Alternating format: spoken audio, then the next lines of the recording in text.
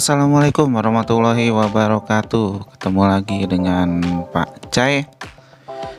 Kali ini kita akan melanjutkan tentang kondisi geografis wilayah Indonesia. Nah, ini kaitannya masih dengan poros maritim.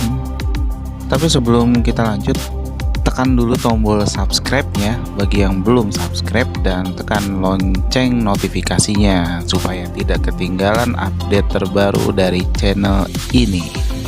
Letak wilayah Indonesia. Nah, letak wilayah Indonesia ini kita bisa lihat dari berbagai segi ya. Di antaranya itu dari letak astronomis, kemudian letak geologis, kemudian letak geografis, kemudian letak geomorfologis, dan letak sosial ekonomi. Oh ya, tidak ketinggalan juga ada letak kultur dan historisnya, jadi sejarah kebudayaannya.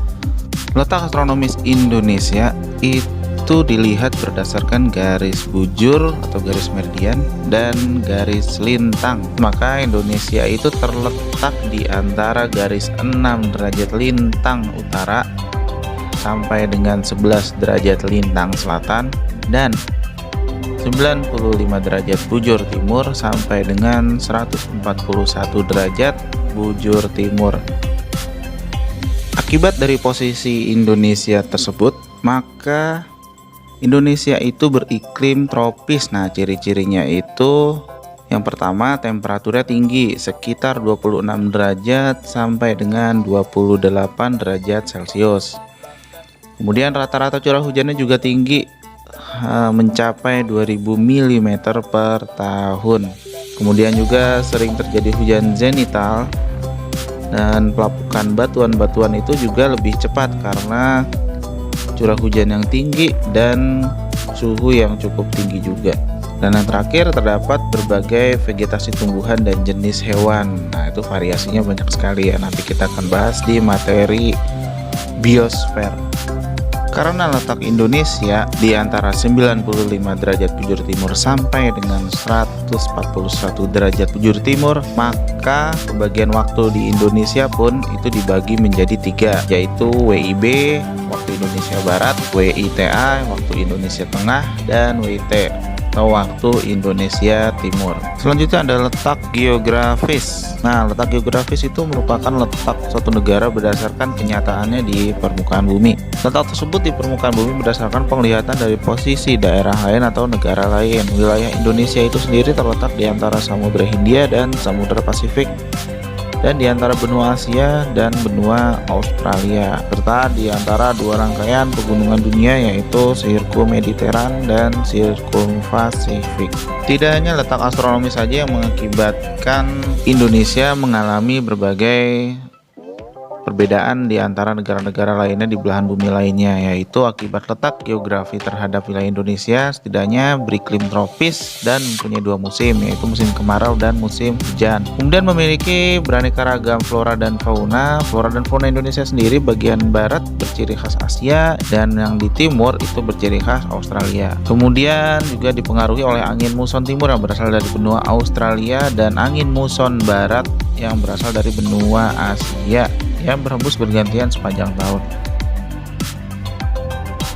Selanjutnya ada letak geologis dan letak geomorfologis, di mana kedua letak ini sangat berkaitan dengan letak geografis Indonesia, yaitu diapit antara dua benua Asia dan Australia, dan dua samudra, Samudra Pasifik dan Samudra Hindia. Dikatakan demikian karena dua benua yang mengapit Indonesia itu digerakkan oleh dua lempeng benua, dan dua samudra yang mengapit Indonesia itu di bawahnya atau di dasar lautnya itu adalah lempeng samudra.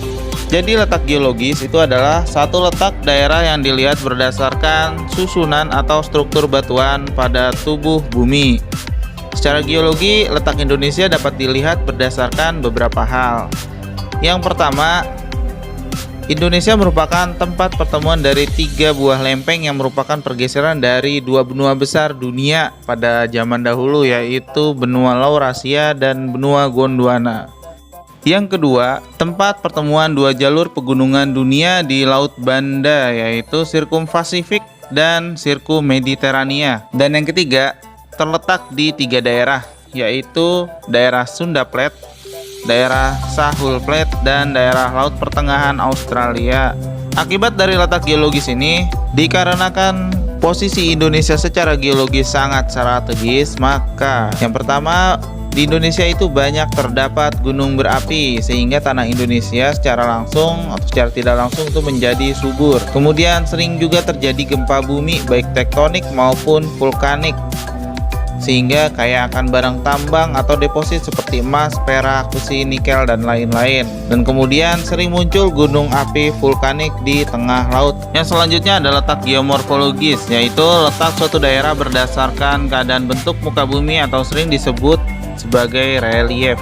Kembali lagi, ini berkaitan erat dengan letak geografis Indonesia yang juga berkaitan dengan letak geologis Indonesia, di mana relief wilayah Indonesia dibentuk oleh jalur pegunungan besar dunia, yaitu jalur pegunungan Mediterania, kemudian ada jalur pegunungan Pasifik, kemudian ada jalur pegunungan Australia, sehingga mempengaruhi beberapa hal di Indonesia, yaitu yang pertama, suhunya bervariasi meskipun dilewati oleh garis khatulistiwa. Tidak hanya beriklim tropis saja, tapi ada di beberapa daerah yang dengan ketinggian tertentu suhunya bervariasi, sehingga terdapat berbagai jenis tanaman. Yang kedua, terdapat berbagai mineral tambang dalam perut bumi karena pergerakan lempeng yang selalu dinamis dan perubahan bentuk permukaan bumi yang selalu terjadi. Yang ketiga adalah penyebaran penduduk tidak merata karena variasi ketinggian tanah dan vegetasinya. Di sini terbukti banyaknya suku bangsa di Indonesia dan melahirkan kebudayaan-kebudayaan yang sangat terpengaruh oleh kondisi geografis sekitarnya.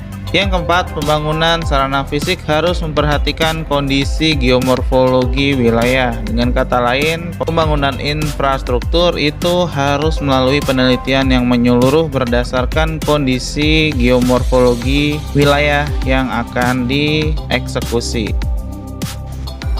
Oke, sampai di sini dulu pembahasan mengenai berbagai letak Indonesia sebagai poros maritim dunia. Jangan lupa subscribe dan klik lonceng notifikasinya, like dan share ke teman-teman kalian agar dapat terus mengikuti serial materi-materi geografi selanjutnya.